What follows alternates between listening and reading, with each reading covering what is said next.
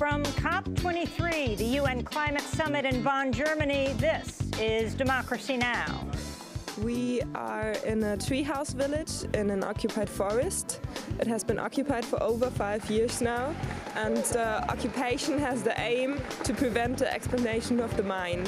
So it's not just about protecting the forest, but about fighting global warming, because this region of lignite mining and lignite power plants is the biggest source of CO2 emission in whole Europe. We'll bring you a special report from the ancient forests of Rhineland in western Germany, where activists are fighting to save the forest and shut down the largest open-pit coal mine in Europe. We visited the mine on Sunday, only a week after thousands of activists stormed the pit, shutting the mine down. Then Democracy Now! Questions President Trump's climate advisor, David Banks. So from an administration perspective, I think the president would say that climate is always changing. So do you disagree with the president that climate change is a Chinese hoax? Look, I mean, I work for the President of the United States, and I support the president's decisions. And we'll speak with and get response from renowned climate scientist Kevin Anderson. The top 1% in the US, they emit 2,500 times more than the bottom 1% globally. So there's a huge difference between who's responsible for the CO2 emissions, the carbon dioxide in the atmosphere, and therefore the climate change that we are beginning to witness now. Scientist Kevin Anderson on climate change, the people he calls the climate glitterati, and why he traveled here by train, not plane. All that and more coming up.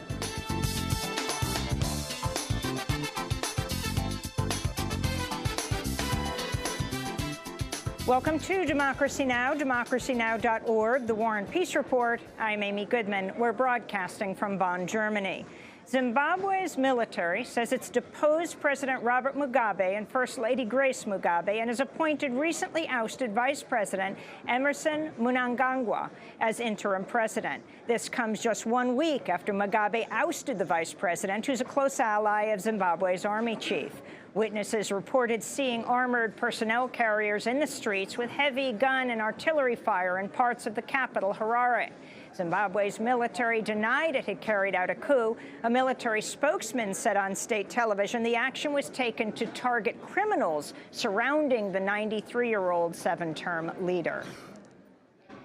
In the United States, Senate Republicans have added a repeal of the Affordable Care Act's individual health insurance mandate to their plan to overhaul the U.S. tax code.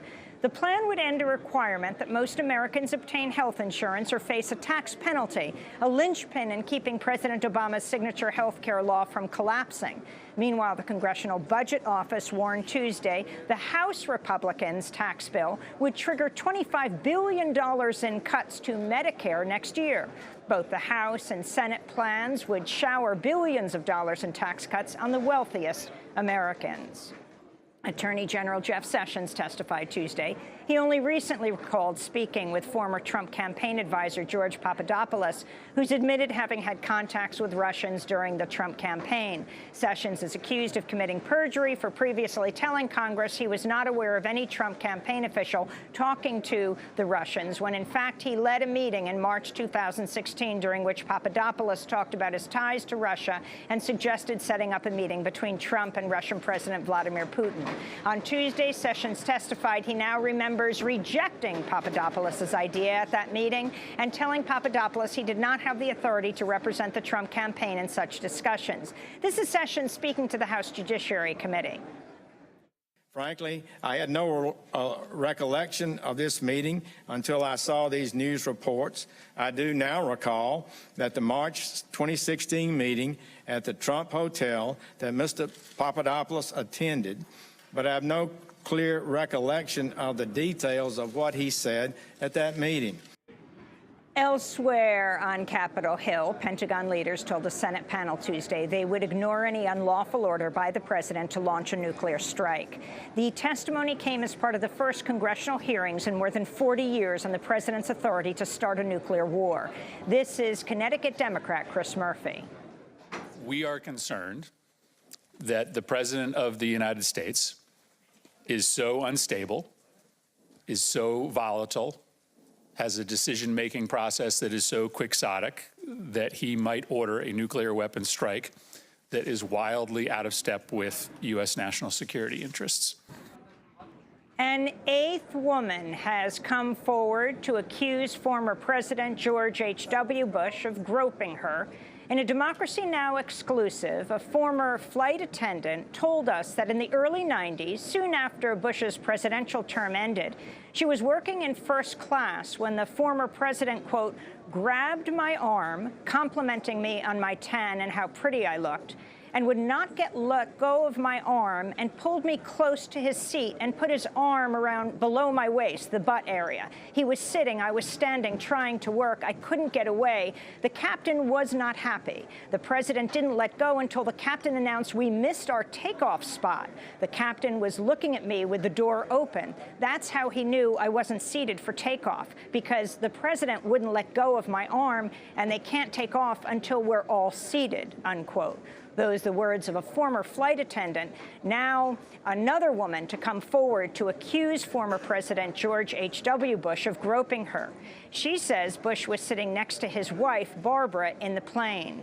This comes after Broadway actress Megan Elizabeth Lewis said Tuesday George H.W. Bush grabbed her buttocks after he asked her to take a photo with him in 2009 at one of her performances in Houston. In California, a gunman with a semi-automatic rifle and 2 handguns went on a deadly rampage in the rural town of Rancho Tehama Tuesday, killing 4 people and injuring at least 10 others before he was shot and killed by police. The shooter was identified as a 43-year-old white man named Kevin Jansen Neal. He was being prosecuted on charges of assault with a deadly weapon for stabbing 2 of his neighbors, a man and a woman, both of whom were killed at the start of Tuesday's rampage. Among the wounded were 2 children, including a student hit when the shooter fired on an elementary school. The mass shooting came on the same day Connecticut's Supreme Court heard arguments in a case brought by families of the victims of the 2012 Sandy Hook Elementary School massacre. Their lawsuit targets the Remington Outdoor Company, which produced the AR-15 Bushmaster rifle used to slaughter 20 children and 6 adults. Lawyer Joshua Koskoff told the court Remington's marketing campaign was designed to appeal to young men like the killer Adam Lanza. They had a plan, a clear plan, we know this from the public, what's publicly available, to expand and control the civilian market for assault rifles. And their approach, and we allege this in our complaint, is to attract buyers by extolling the militaristic and assaultive qualities of their AR-15s. We have evidence that Adam Lanza heard the message and was driven specifically to the Bushmaster for his lone gunman combat mission. The state of Ohio is set to put a severely ill prisoner to death today after the U.S. Supreme Court refused to halt his planned execution. Officials at the Southern Ohio Correctional Facility in Lucasville say they'll provide a wedge-shaped pillow to 69-year-old Alva Campbell to help him breathe while they strap him to a gurney and inject him with a lethal 3-drug cocktail. Campbell relies on a walker and wears a colostomy bag. His lawyers say he requires frequent breathing treatments and may have lung cancer. During a recent exam, a doctor failed to find veins in either of Campbell's arms suitable for inserting an IV. In Yemen, the U.S.-backed Saudi-led coalition bombed the main airport in the capital Sana'a on Tuesday, damaging the runway and destroying navigation equipment. The attack came after Saudi Arabia shut air, land, and sea routes into Yemen, drawing warnings from the United Nations that the clampdown could worsen Yemen's massive cholera epidemic and set off the largest famine the world has seen in decades, with millions of victims. Tuesday's attack drew condemnation from Connecticut Democratic Senator Chris Murphy, who tweeted, quote, "The U.S.-Saudi coalition took out the Sana'a airport last night. Now, no humanitarian relief by air. This is barbaric," Murphy tweeted. In Libya, human rights monitors who toured the country's migrant detention camps say nearly 20,000 people are enduring horrific conditions. This is United Nations spokesperson Jeremy Lawrence.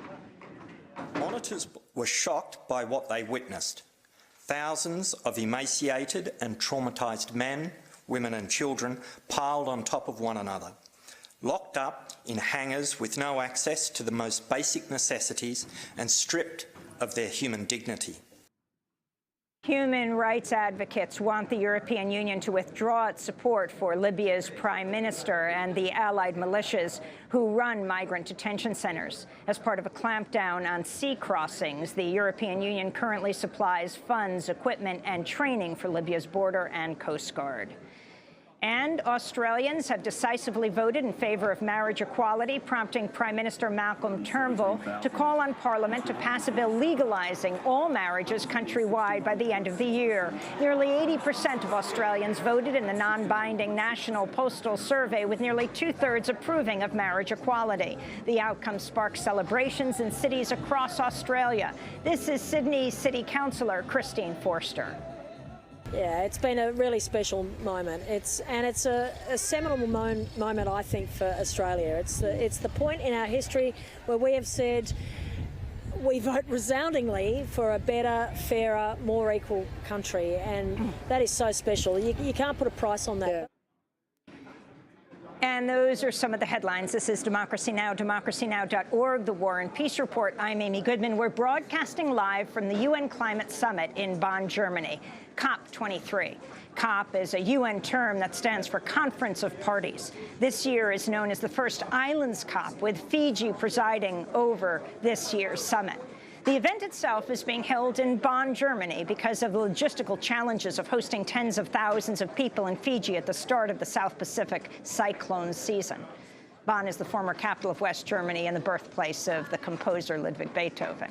Well, protests against oil, coal, gas, and nuclear power continue here at the UN Climate Summit. On Tuesday, Indian activists protested against India's largest nuclear power station, the Kudankulam plant in India's southern state of Tamil Nadu. Also Tuesday, activists disrupted a presentation by the European Investment Bank at an annual corporate conference held alongside the Climate Summit here in Bonn.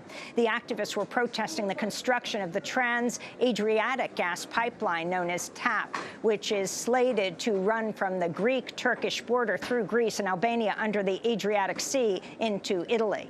Today, German Chancellor Angela Merkel is slated to address the United Nations Climate Summit. This morning, activists had a special welcome for her. We're in the main plenary area of the UN Climate Summit, and a group of activists have just rolled out a red carpet, a little different than dignitaries are used to. It says on it, "Keep it in the ground," with a finger pointing down. We're joined now by two of the activists who rolled out that red carpet. Can you tell me your name? My name is Joseph, and I'm from Tonga. And my name is Lucia, and I'm from Samoa. And can you tell me why you rolled out this carpet? It says keep it in the ground, and today a lot of politicians are going to be coming into this space, but we especially wanted to welcome Chancellor Merkel. She's coming to these discussions. There's a lot of discussion in Germany at the moment about the coal phase out, and we really just want to send that message that we need to keep coal in the ground. We're asking them to transition away from fossil fuels. Can you talk about how climate change affects Samoa? In the Pacific, with the sea levels rising, a lot of our lower-lying atoll countries are being affected. I mean, Marshall Islands is 2 meters above sea level, Tuvalu probably 3, and once king tides come in, it's most likely that their villages will be flooded with salt water because of the rising sea levels. And how does it affect Tonga? In the same way. I think one of the biggest things people are worried about at the moment is food security. People are having to find new ways to grow their food, or the fish that they used to fish for before have gone because of ocean acidification, or because the waters have warmed and the coral is bleaching. So finding new ways to grow food, and especially water security, is a really big issue right now. Are you afraid of losing your countries altogether? Definitely. I mean, the risk of losing our homelands is real. But if we can at least get our government officials to listen and to keep it in the ground, then maybe we get to keep our homelands for a bit longer. And do you have any message for President Trump, who has called climate change a hoax and has vowed to pull the United States out of the Paris Climate Accord?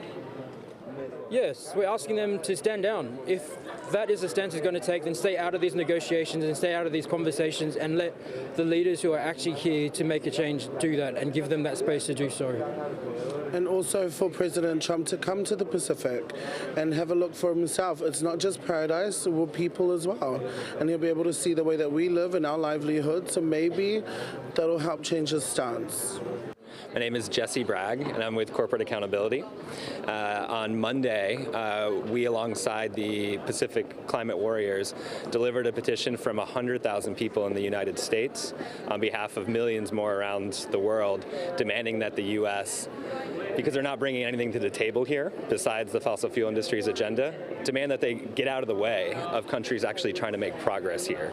Stop pushing the fossil fuel agenda and stop bogging this process down so we can make progress on this agreement because the world needs it.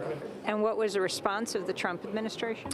Well, 3 different officials from that office opened the door, recognized who we were, and then shut the door. They did accept it, but they refused to discuss it. They just don't want to face up to the reality that they are the only country that has no interest in being part of this process. Also this morning in the nearby city of Cologne, Germany, activists launched a blockade of the Weissweiler coal power plant. Now, 7 hours later, large parts of the plant are still shut down. Well, on Sunday, Democracy Now! Traveled about an hour west to a 12,000-year-old forest in western Germany where activists are fighting against the largest open-pit coal mine in Europe. The massive Hambach mine is 33 square miles, half the size of Washington, D.C. It extracts an extremely dirty form of coal called lignite, also known as brown coal, which causes the highest CO2 emissions, that's carbon dioxide emissions, of any type of coal when burned. For more than 5 years, activists have been fighting to shut down the mine and to save the remaining forest from being cut down to make way for the expanding project. Only 10% of the ancient forest remains. Well, on Sunday, we drove down a dirt road.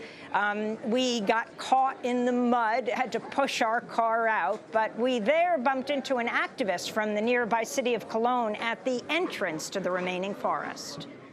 My name is Anna Fries. And tell us where we are right now. Yeah, we are in the Rhineland in North Rhine-Westphalia in Germany, and we have one of the biggest coal mine areas here in the Rhineland with a lot of bad emissions for, well, all of us. And is this one of the largest coal pits in Europe? I think it's the largest one with the most emissions. And as you can see here on the photo, we're in this area at the moment, and all of this was nature, was the forest. You're showing before. us a map.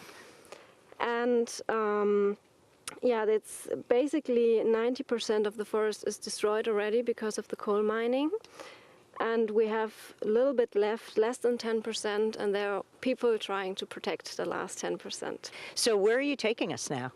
We will take you to the occupation of the Hambach forest, because for 5 years now, or 5.5 years, people try to protect the last bit of the Hambach forest, and they have built around about 22 tree houses where they live permanently during the whole year, and we just, yeah, say hi to them. Okay, let's go through the mud. Through the mud.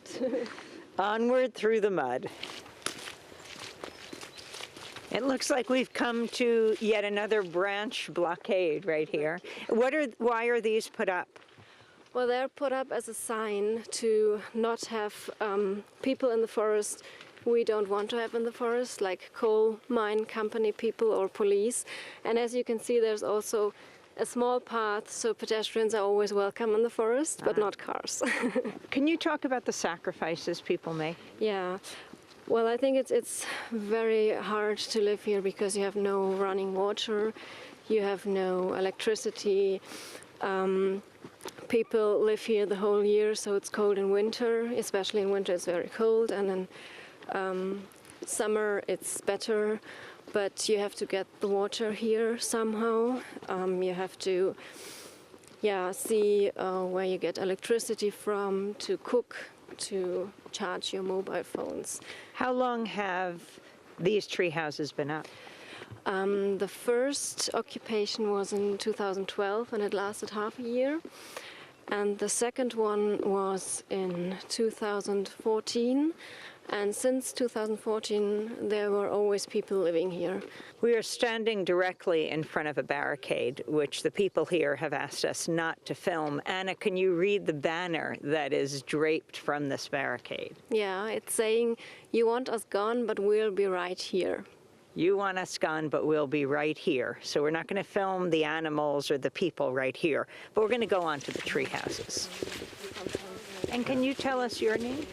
I'd rather not. Prefer to be anonymous. Are you from Germany? No, I'm not. And have you been a part of this blockade, this occupation? Yeah, I have stayed here for a couple of months. Why? Because when I'm here, I feel like I'm actively doing something. When I'm here, I find meaning in the work here. I learn a lot about repression, oppression, and climate change. And I feel like I take a stand here and make it possible both to create media attention and make people know about this place, but also for me personally, like feeling like I want to do something to help the world. What do you think about the fact that you're right down the road from the UN Climate Summit? The world's countries are gathered to talk about the issue of climate change. It's surreal. It feels surreal. Also, I'm a little bit angry because I fear not much will be done. As we've seen time and time again, there will be empty promises and no action behind it.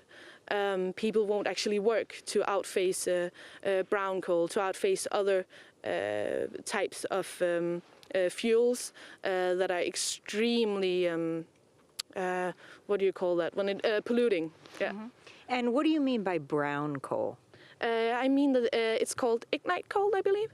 There are two kinds of coal. There's coal and then there's brown coal.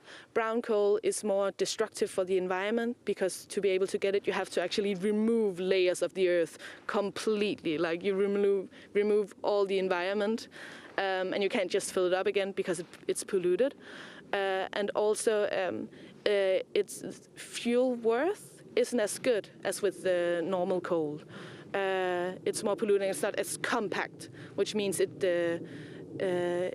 gives off more carbon dioxide than coal does. Which heats the earth more. Yep. We're walking past the barricade into what looks like a village of tree houses. There are about 200 people here for a public tour. My name is Tom. And I'm Indigo. And talk about where we are and what you have done here. So we are in a treehouse village in an occupied forest. It has been occupied for over 5 years now, and the occupation has the aim to prevent the expansion of the mine. So it's not just about protecting the forest, but about fighting global warming, because this region of lignite mining and lignite power plants is the biggest source of CO2 emission in whole Europe. How long have you lived here? I think that's not so important. I live here for a while. Yeah. And Tom? No matter if you're here for 1 week or for 5 years, we all do the same. We squat the trees, we organize our lives here, and yeah, we fight for a system change that makes it impossible for a company to do a destruction like RWE does. Can you explain what the company is and what it's doing? Mm-hmm. So, RWE is a multi-international company producing energy from lignite mining traditionally, but they also have stone coal that they export from, for example, Colombia or China, where it also causes enormous damage also to indigenous people. They also have nuclear power plants, and now they have part of the company that does renewable energies, since it's where they can make money from now.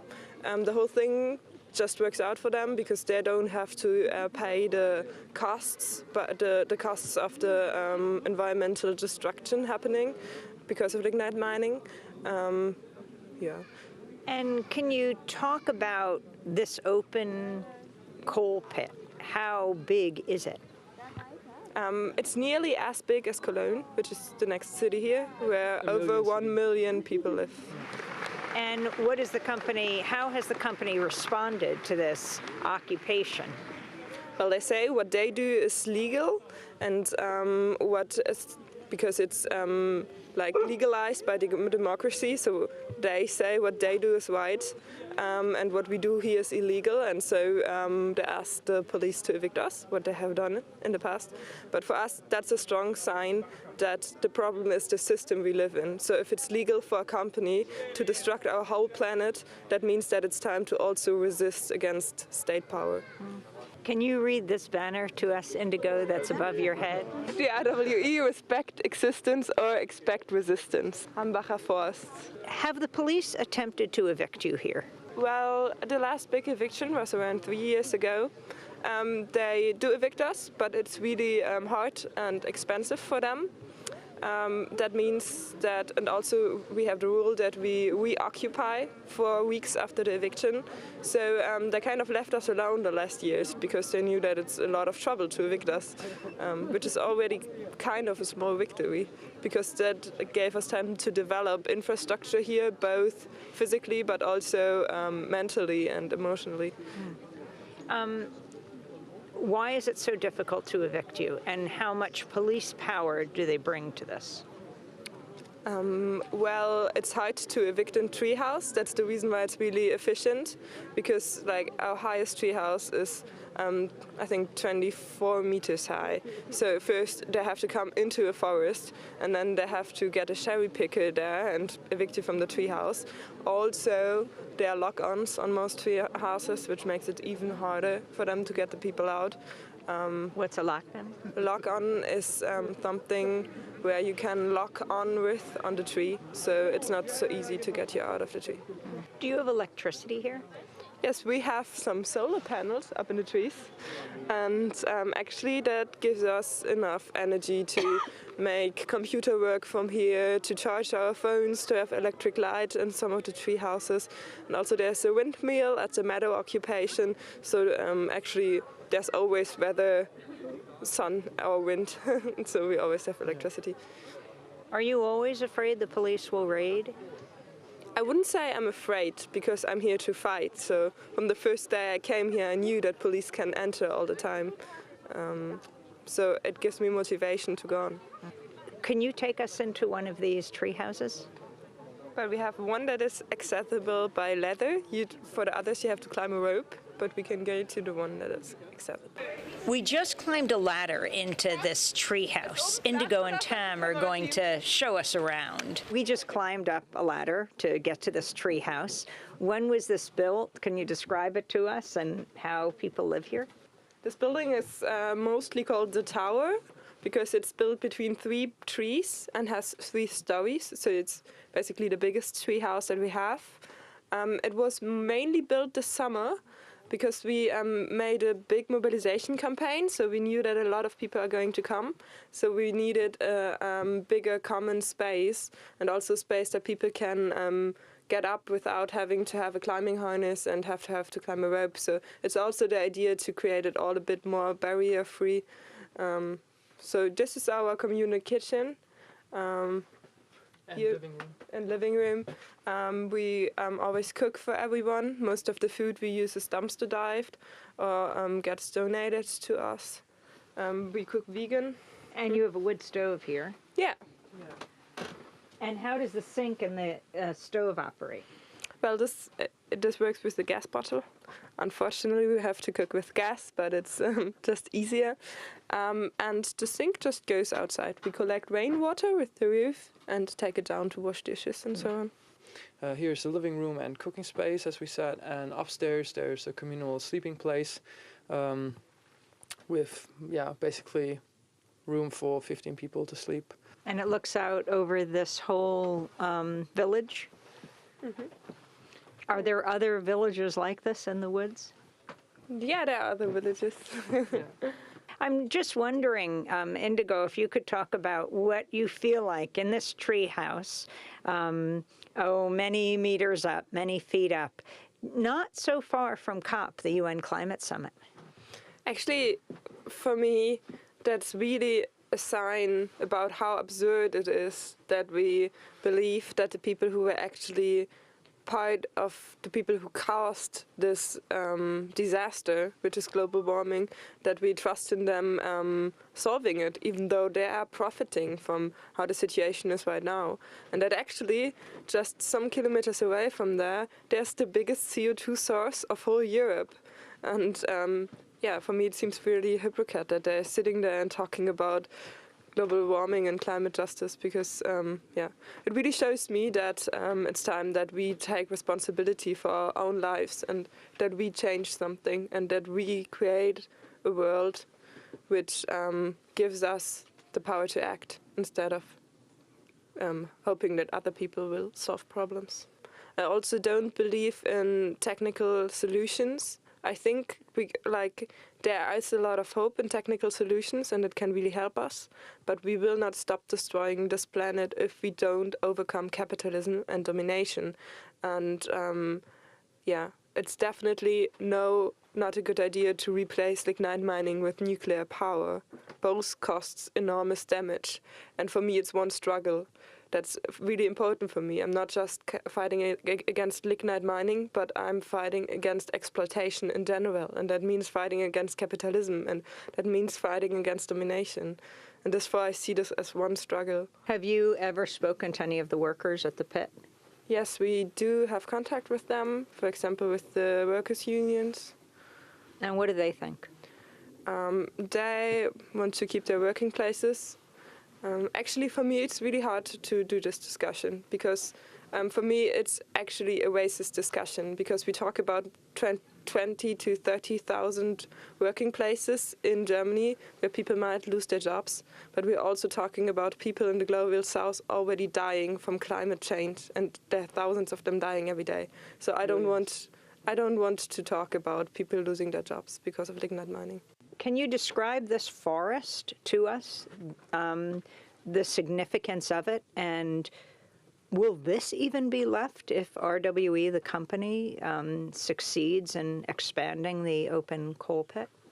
Well, their plans are to cut down everything here this year until February.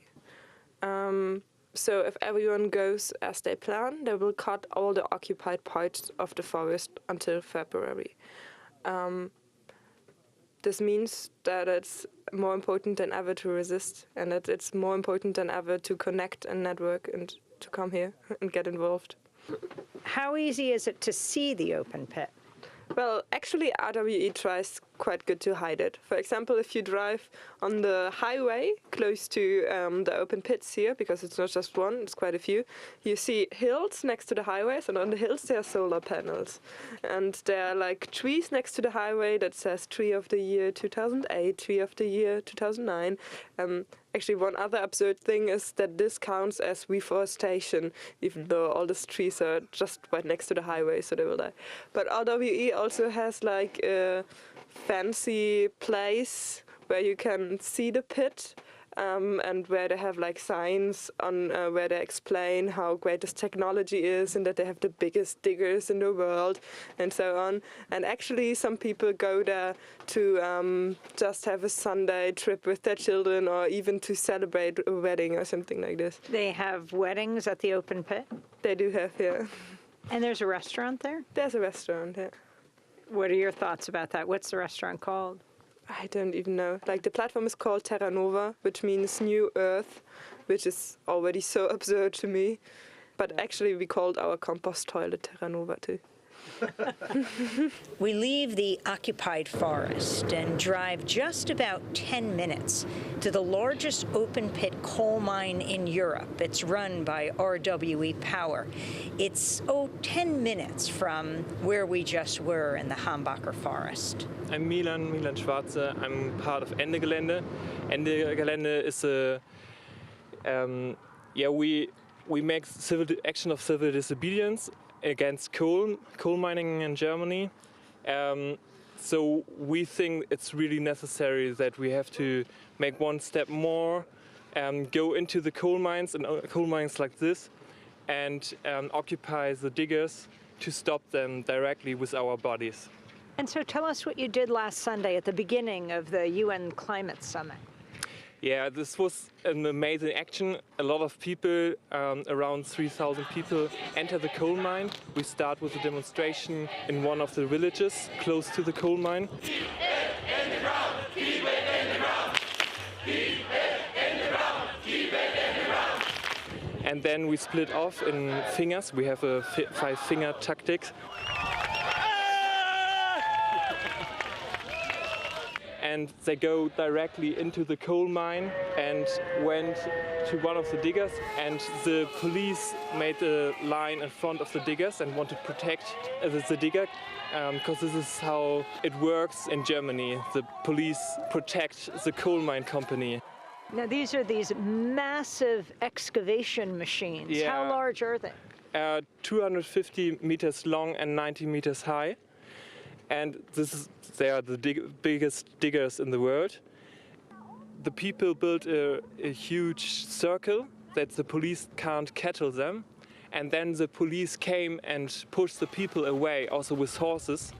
And one policeman pushed one woman, one activist, in front of a horse, and the horse goes over the trampled her? Yeah.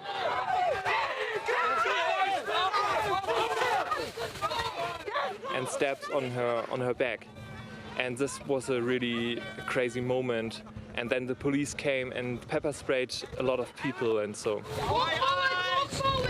It was a dark moment of the action, but I think the area is too large and we are too strong, and the police can't stop us. So you stopped this massive excavator from working? We stopped the whole mine. The whole operation that day? And it was a great feeling and a powerful moment. Also, I think it's a sign of hope, send it to the world from us, because we want to say we can stop the companies, we can stop the fossils just by ourselves, with our own bodies, to stay in front of the diggers, to stay in front of the destruction, to stop it and to protect what we really love.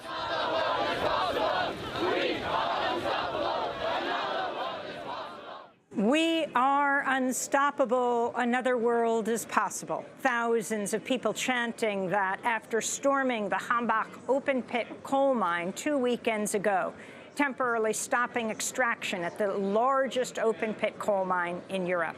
When we come back, Democracy Now! Questions the Trump administration's climate advisor, David Banks, and get response from Kevin Anderson, climate scientist.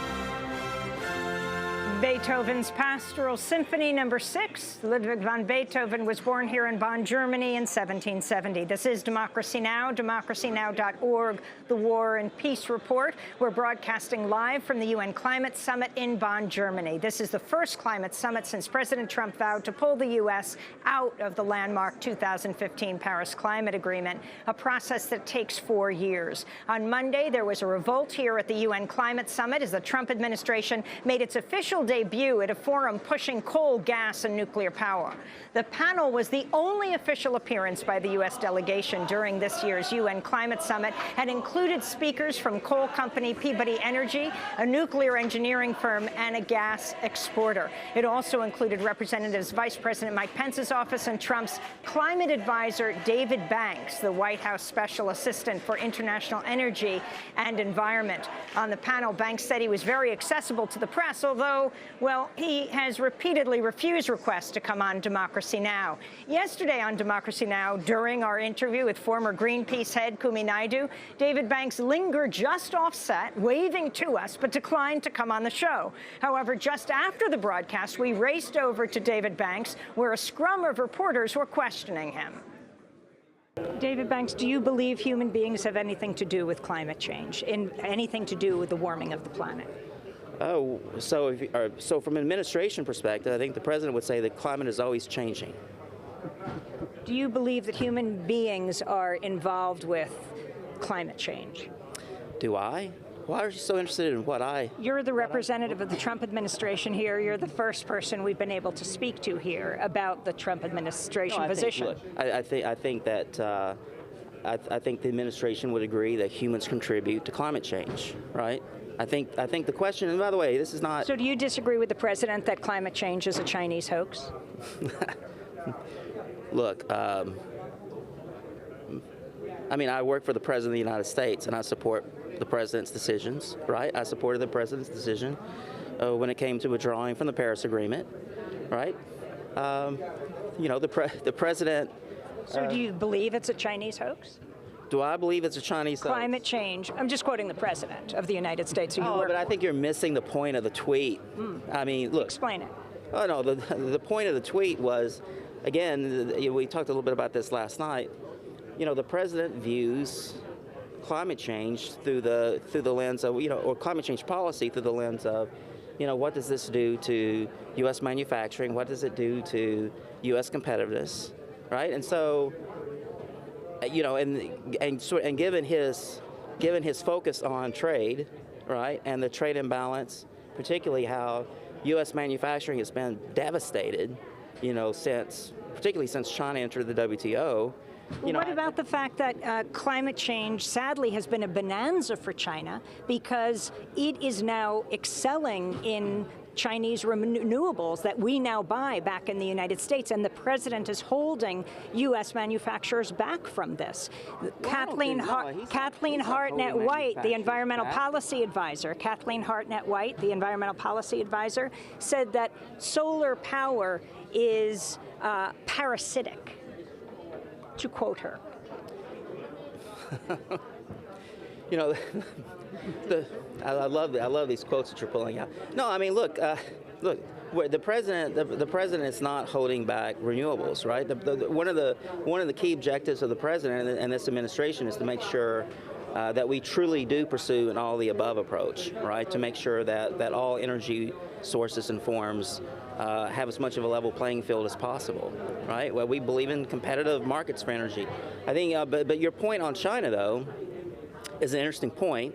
So when you're looking at our solar manufacturing sector again, I mean, I was really surprised by how devastating trade has been for our solar manufacturing, right? And look, China's not a market economy. If China says, hey, you know, here's a sector of the economy. What about if the U.S. government gave subsidies to wind and power and other renewable technologies in the same way it gives subsidies to the oil industry, to the fossil fuel industry? Look, people love to make the comparison. I'm happy to talk about subsidies, but that's kind of an apples to oranges conversation, right? Because oil, if you just look at oil, I think maybe oil accounts for maybe 1 percentage point of U.S. power generation, maybe, and I think that's probably right. But no, I mean, look. And you're pushing for a higher percentage for coal right now. That's what the panel is doing. No. I think, no, we're not pushing for a higher percentage. I think if my domestic policy colleagues were here, they would say we want to make sure that coal has a level playing field and that it's not facing burdensome regulations. Can you tell me why there weren't representatives of solar and wind on the panel yesterday, just nuclear, gas, and coal? Why? This is the U.S. One of the people who was in the audience said, what is this QVC shopping network? You're selling coal, QVC? gas. We're not selling coal. Coal, gas, and nuclear power. Where was solar and wind? What was the conversation about? For a level playing field, where was solar and wind as well? We didn't need to include renewables on the panel because renewables are everywhere in the COP, right? We want to make sure that we have a rational discussion on technology innovation, right, for fossil, and make sure that nuclear has a good plug for as well, right, because of the role it plays in climate mitigation, not only in the United States, but across the world. David Banks, you said that you wouldn't, that you don't disagree with the president when he is a proud climate change denier. How is it that you can go against the consensus of more than 95% of the world's scientists? Are you a scientist yourself with different kind of data than the rest of the world has? I'm not a scientist, but I'm an economist, and so therefore I understand. So these are scientists global economy talking about climate change. Yes. So are you saying it's not that you disagree that humans are involved with climate change, you just disagree with the solutions for the problem of the world's seas rising? You actually believe human beings are involved with climate change, but you disagree with how to deal with that. I think the administration would say that humans contribute to climate change, right? I think the real disagreement is the policy that's not what President Trump said. They say that climate change is a hoax. I think the president would say that. I think the president would strongly disagree with the policies that were put together by the previous administration that would have severely harmed the American economy.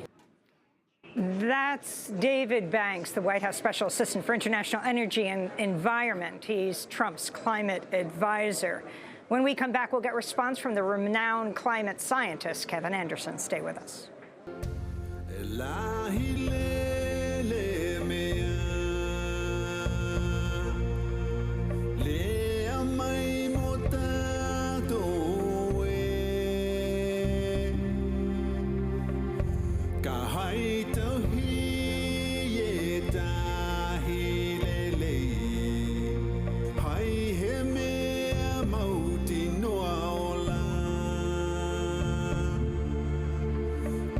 This is Democracy Now!, democracynow.org. I'm Amy Goodman. We're broadcasting live from the UN Climate Summit in Bonn, Germany.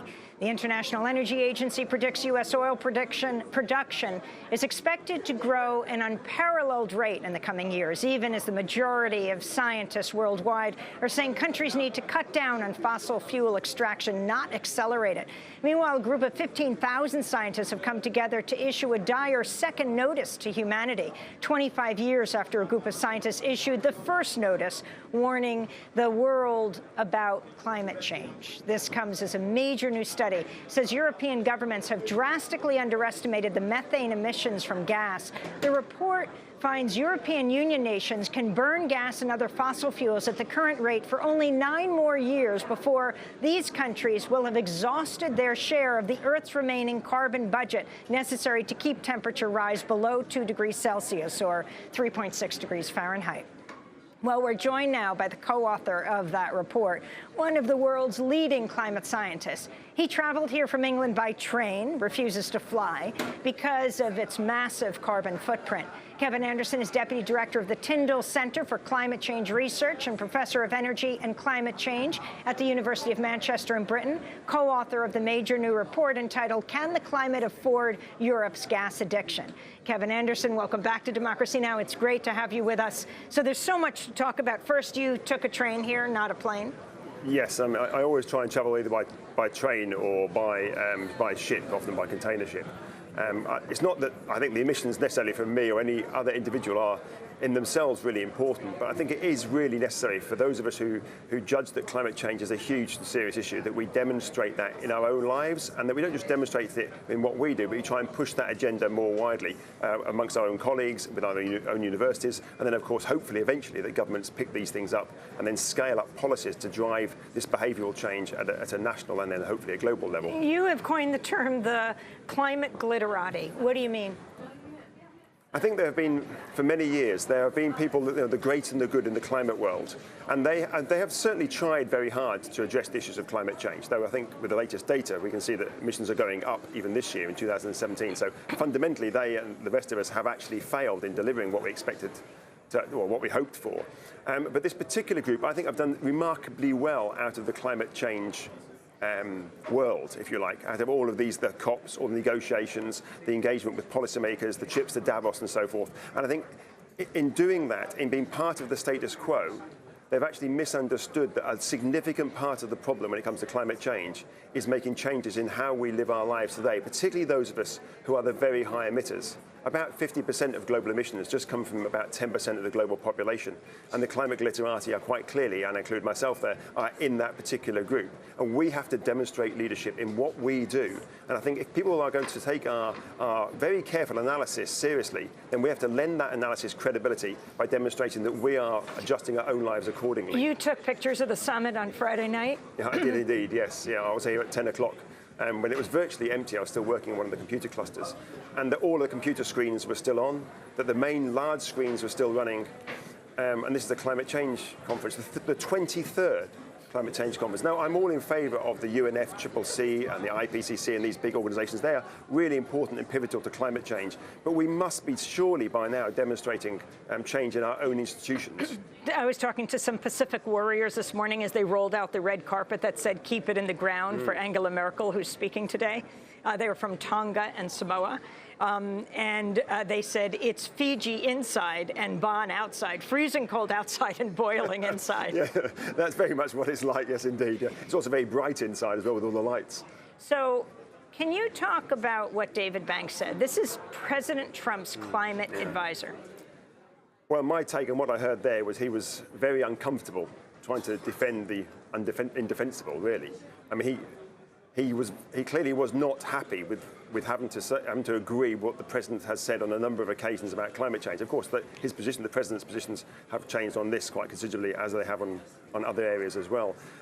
I mean, I think at the end of the day that quite clearly the president and his advisor are reluctant to engage with anything coming from the science on climate change. So they are coming to climate change from a completely different perspective. The science is almost an irrelevance. They're thinking of climate change much more in a short-term, narrow political sense. So you had the Trump panel on Monday night. It was just astounding. 3/4 of the room walked out in the middle singing a song, Proud to be an American, to a different lyric. And at the end of this panel, it was 4 corporate executives and someone from Pence's office and Trump's office. I got a chance to ask them a question. Democracy Now! News Hour. This is our last question before we have to wrap up. Quick question, just a simple yes or no from each of you, whether you support President Trump pulling the U.S. out of the Paris Climate Accord. If we could begin with Lenka. I'm here for a reason, and that's to support climate change mitigation. Just a quick, simple yes or no answer. Well, the question was whether you support President Trump pulling the United States out of the Paris Climate Accord. No, I don't support it. Holly? I know you want yes or no, but our company's statement wasn't yes or no, so please just allow me to say what it is. We did not ever weigh in. There was reports actually that we weighed in both directions. Our opinion was that it's up to them. There's a lot to decide, but whether or not the U.S. is in the Paris Climate Agreement, we will continue to work on low emissions technologies for coal. And you personally, Holly? Gosh, I'm not really a policy person. I'm sorry, that was a cop-out. You're right. I personally, I'm not here to represent myself, so come talk to me afterwards. Or no, are you for or against? I'm not going to answer for my personal opinion. Amos? I think I have the easiest task. I don't think Dave or Francis expect me to say anything else. I work for the Obama administration. I supported the Paris agreements, fully thought it was a great achievement for the president. Barry Worthington, yes or no? There's actually 2 answers. The U.S. Energy Association did not take a position before the president pulled out of Paris. As soon as he pulled out of Paris, we issued a statement saying that he should renegotiate Paris. From my own personal standpoint, the answer is yes, because of the reasons I laid out. You support Trump pulling the... We're achieving the emissions reductions goals without having the regulatory burden. We're doing it for other reasons. Francis Brooke? Thanks, Barry. And now we're going to go to closing. No, Francis, from our I'd like your speakers. response. Can you? We're not Just here. 2 more people. Simple question, just yes or no. Takes 5 seconds. Answer it. I mean, pretty clearly, we both work for the administration, so that's who we're here to represent, and it's not going to change anything. So we're going to go And through David closing Banks, your now. final question. So we're going to start with Yes Barry or no? Worthington. He's going to close for us. David, any answer? I work for the President of the United States. So is it a yes or a no? That was Trump's climate advisor, David Banks. Before that, Francis Brooke, policy aide in the office of Vice President Pence. Of the 4 corporate representatives pushing nuclear, gas, and coal, Lenka Kolkar of NewScale Energy and Amos Hochstein of Tellurian disagreed with Trump pulling the U.S. out of the climate agreement. Holly Krutka of Peabody wouldn't say, and Barry Worthington of the U.S. Energy Association agreed with President Trump. Interestingly, Trump's administration brings 4 corporate executives. 2 of them, half of them, disagree with him on this issue. But your response to what they said? Again, I think they're primarily just trying to take a political line on this. They don't seem to be particularly engaged with the issues of climate change at hand. I would get the impression they didn't really see it as a really very serious issue. That it was just a thorn in their side. They were uncomfortable trying to defend one position or the other. It's to some extent, I think it's reminiscent of what we've seen from the Trump administration. A lot of uncertainty, no clarity, and I would also argue, I think, a complete lack of innovative thinking. Because if they are genuinely concerned about the sorts of things that Trump said he was concerned about, things like jobs, I think the climate change agenda can quite easily be described as a jobs agenda. So there's plenty of employment in responding to the climate challenge in line with the Paris Agreement, but it requires a little bit more innovative thinking. And what are those jobs? Well, you think about it, I mean, the renewables industry itself requires lots of people working in it, but also we have to retrofit the existing infrastructure that we have in our society. If you look at the US, it's very high energy consumption. That needs to change rapidly. That means retrofitting buildings and properties, people's houses. It means much greater electrification of the energy system than we see today. There's just a huge amount of construction work, engineering work, design work. This is about really a 30-year jobs program for all of the industrialized parts of the world to transition from the very high carbon infrastructure we have now to the low carbon infrastructure of tomorrow. So in that sense, surely if his commitment to the Dust Belt was really a sincere one and he had some innovative capacity, he would see that the climate change agenda is a jobs agenda for the people that voted for him. Your thoughts on geoengineering, something that's also discussed here. First, what it means and what you think about it. Well, let's be quite clear. There's geoengineering, and there's something else quite similar to that called negative emission technologies. The negative emission technologies are basically these technologies that we don't yet have that are designed hoped in the future to remove carbon dioxide directly from the atmosphere, sort of suck the carbon dioxide out of the atmosphere, and at least that's addressing the real problem, even though we don't have these technologies. Then you liquefy that carbon dioxide and store it somewhere safely underground for a few hundred or a few thousand years. The geoengineering is to allow... Are you for or against that? I'm for us researching it, but I'm for us doing all of the mitigation, all of the carbon reductions, assuming it does not work. So yes to research, no to including it in our policies today. And the geoengineering one is actually, I think, much more dangerous in many respects, though, again, I think it's important to have a research program on it. But the geoengineering is saying, let's not really do quite so much on the mitigation. Let's rely on reflecting the sunlight and the heat back out into space. And therefore we can resolve the problem that way. And there are things like pumping sulfates into the stratosphere, rockets into the stratosphere to put sulfates there. They're putting enriching some of the oceans with iron to increase the uptake of the development of biomass, which absorbs carbon dioxide from the atmosphere. But these things all interfere with sort of major global planetary systems that we don't fully understand. I think they're incredibly dangerous, but nevertheless, I think it's important to research those. But again, mitigate our emissions, reduce our emissions, assuming that they won't work either. Finally, what effect does President Trump saying he's pulling the U.S. out of the climate agreement mean? You were critical of the climate agreement, and we just have 20 seconds for this part of our conversation, then we'll do part 2.